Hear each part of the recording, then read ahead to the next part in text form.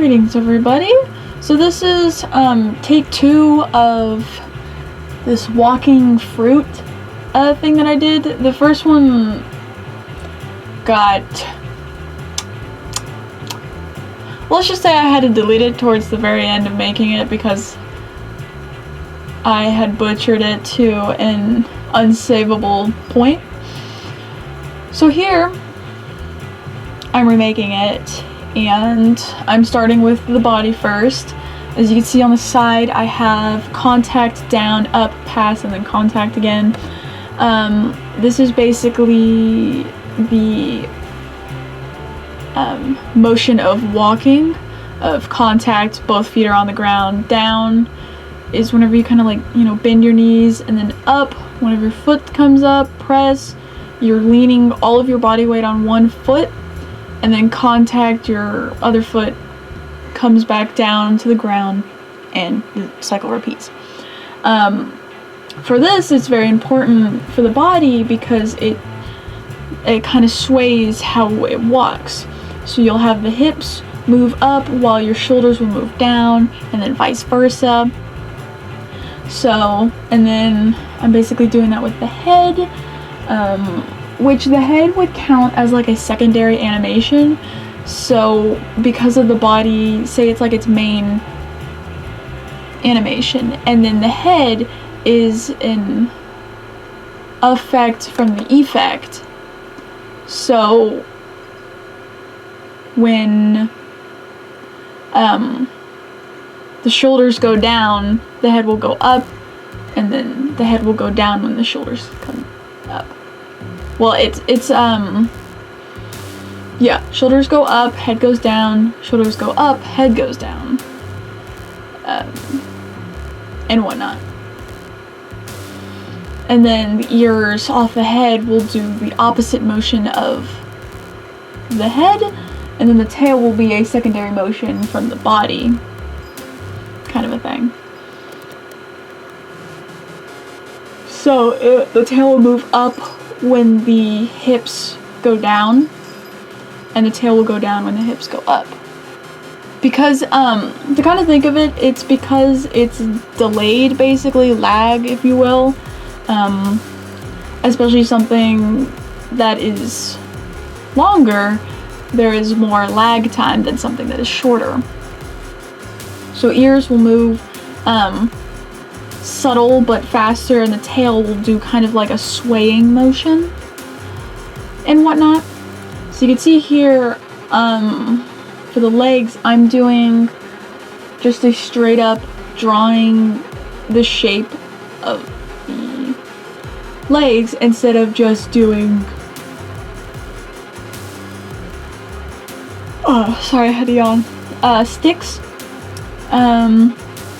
And then I started running into problems like the legs were slowly getting longer and longer, so I had to make a ground. And then I also made arches for the legs. So you can see the back legs, I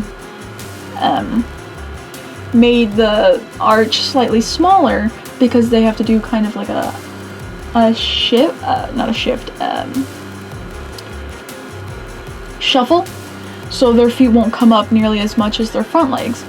And then I also added a dash in the middle to show like the press whenever all the weight is on one foot, as you can see here.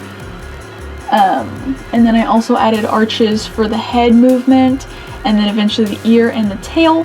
As you can see, I did it all in green not to confuse it with my red drawing, which is just like the rough animation, which I eventually decided that it was going to be how it's going to look, because I didn't want to redraw it.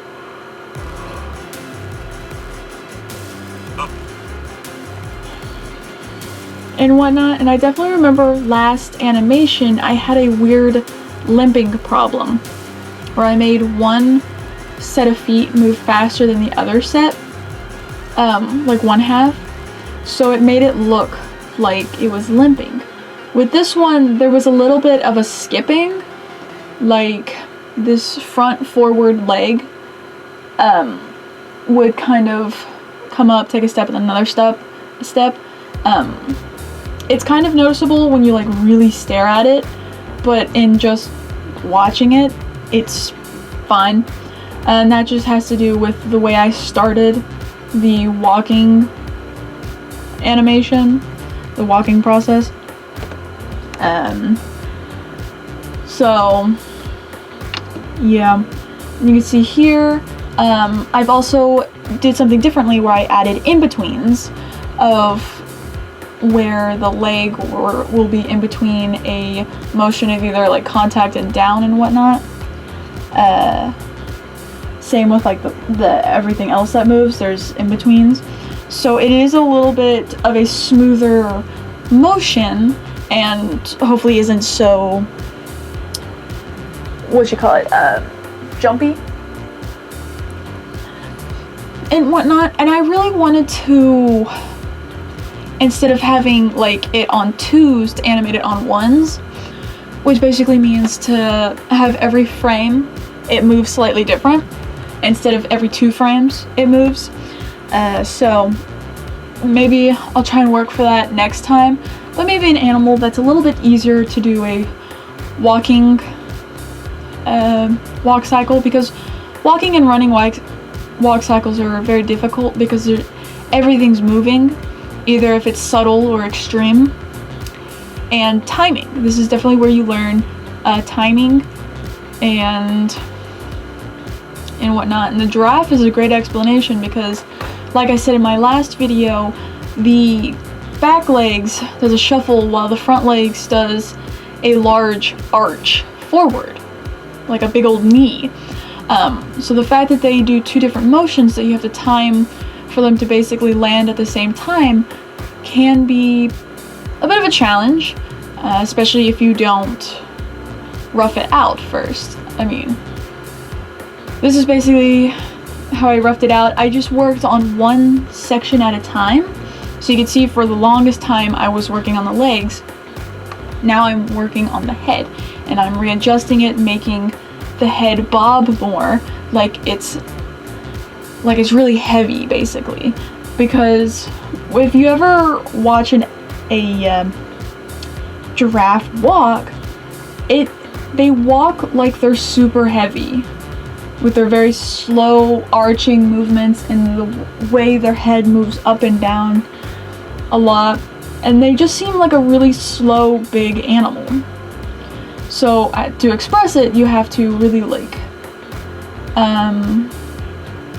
show that it's heavy by making it sway much more and whatnot. And you can also see like the ears, they move very little by that little tiny arch by their ear.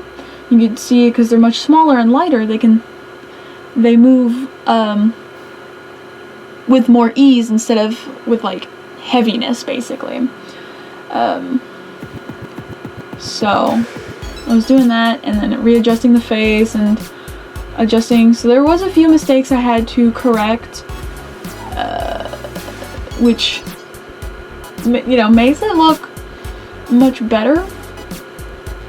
But that's not to say it's perfect. It's never perfect and whatnot. So, and then here's me adding the neck and whatnot. I was just stealing from other frames and putting it into new frames. And then here I'm working with the ears. So I basically lined up the ear position with the contact, which is the middle of the arch, so that I can sway it up and down as need be. So whenever the head goes down, the ears will go up. So you can, in a way, they'll be moving at the same rate, same way as the shoulders, because everything works opposite. So the ears are basically like a third animation. So either you can think of it as it doing the opposite of the head or doing the same as the shoulder, because the head was already doing something opposite than the shoulders. And then here I added in some spots, not nearly as much as I did the last one, but just to express that it is in fact a giraffe with the spots. And in this time, I actually did draw the spots over and over again. This was a really good practice to draw something over and over again and keeping it consistent. Either consistent or relatively the same, having to adjust it a little bit whenever the neck or the legs bend and whatnot. So, yeah. I had to, it's always good, especially with the spots, to constantly look back at your other drawings and like flip it through real quick to see if it's moving like it should, if it's not bouncing around or slightly going off track, like it's sliding up a little or something. It's always good to make adjustments early so that way because it'll steadily keep like doing that same problem if you don't address it earlier and whatnot. I think if I ever was to do this for a third time, I will actually watch videos of giraffes walking in like zoos and really like slow it down and watch their moves, maybe even find a tutorial as well. But I did find GIFs of like a very simple walk cycle of a giraffe just to get the idea of the leg pattern down. And you know what's funny about this? I started it like because I wanted to waste time. We were waiting for some people at the airport, so I was like, I'm gonna pull it out and just start animating and whatnot. And I was working on the legs at that time, and I instinctively drew the front and the back legs moving at the same time, and I was like, that doesn't seem like a normal thing that animals do. But then I started looking at my my little giraffe guide that I have here in the corner, as well as some of those gift videos of just a simple giraffe walk cycle, and that is actually correct. Like the front and the back leg move the same together on like one side, as if it was galloping or something, which is crazy because that means you're putting a lot of balance and weight on one side every time you walk, which also kind of explains why they walk so heavy, because they're swaying so much weight every time they're walking. A lot of times animals will have opposite legs, so they'll have like the front left leg and the back right leg move, and then vice versa. But for giraffes, it's the left front and left back moving at the same time, and then vice versa. And you see here, I was just adding in the hooves because I was like, oh yeah, they need hooves, and I was going to color the hooves a different color, so they need a little bit of that. And this, you know, is the coloring process. I decided against trying to trace it and clean up the lines, because not only were they kind of correct in shape, I didn't feel like doing it. And thankfully red was also like a very similar color to the mango that I chose, so I was just like, this is on purpose. It's on purpose. So I started coloring it in, grabbing colors from the mango to color this giraffe a similar color. Now this giraffe that I did isn't quite as vibrant as the last one, as well as the last one was a much cleaner, and the legs looked more like giraffe legs. These ones I was winging it a little bit, so some of them are a little fat and then they'll thin out a little bit. So yeah, the last animation that I did but got deleted was a lot cleaner, but I think it lacked a little bit more of the accuracy of the giraffe walk cycle and whatnot.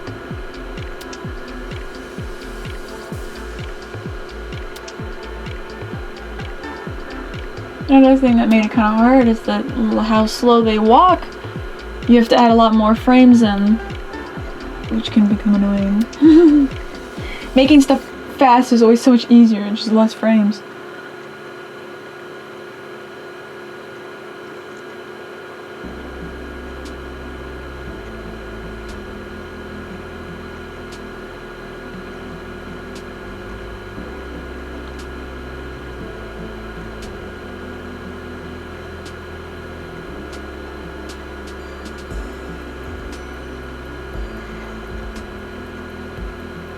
I'm doing this on Flip-A-Clip, by the way. I don't know if I've addressed that, but I'm sure you could.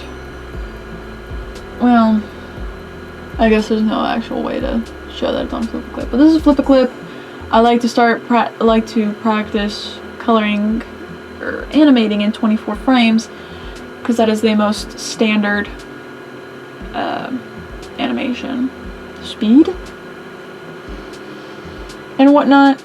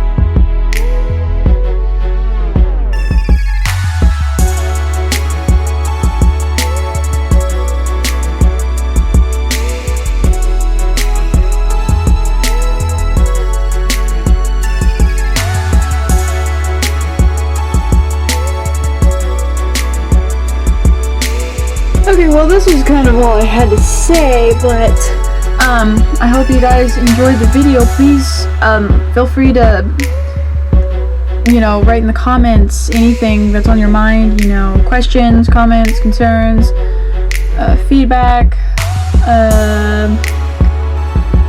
tips. You know, I want to get better at this animation thing, so also, you know, give me suggestions if there's something fun you want to see me try and animate.